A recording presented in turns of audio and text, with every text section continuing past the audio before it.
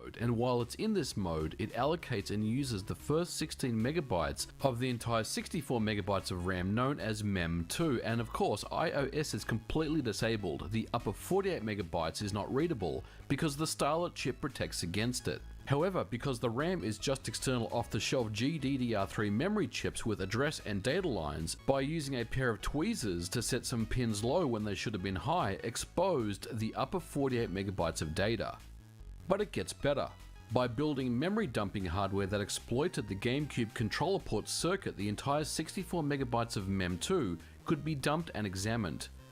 It turns out that the upper 48 megabytes of MEM2 was not cleared out while in GameCube mode and contained leftover code from iOS. So by using a pair of tweezers bridging points across different address lines on the chip, it was possible to slide the 16 megabytes of GameCube memory throughout the entire 64 megabytes of memory space, which exposed more of the leftover iOS code, and from here was easily able to reconstruct the entire iOS dump. And as an added bonus, when examining memory dumps, all the global and per console keys that were hidden away in the Starlet were discovered, there for the taking, including the one used to decrypt game titles. With a full iOS dump and access to keys, the researchers, who had now called themselves Team Tweezers, went into full swing examining iOS in great detail. The goal was to boot Linux on the Wii. However, even with the discovery of the keys, Nintendo must still approve all software that runs on the Wii itself.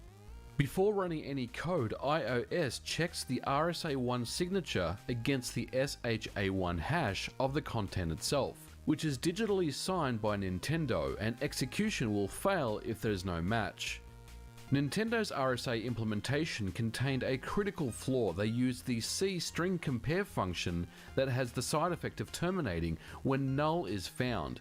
Nintendo was passing in byte values to the string compare, so in the event of null bytes found early in the hash, meant that brute forcing the SHA1 hash could be performed in minutes, and that in turn allowed for digital signatures to be easily faked. This meant that all software could be fake signed and installed on iOS that was not approved.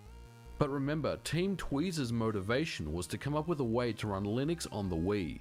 They could fake sign, but they still needed a method to install code on the Wii without resorting to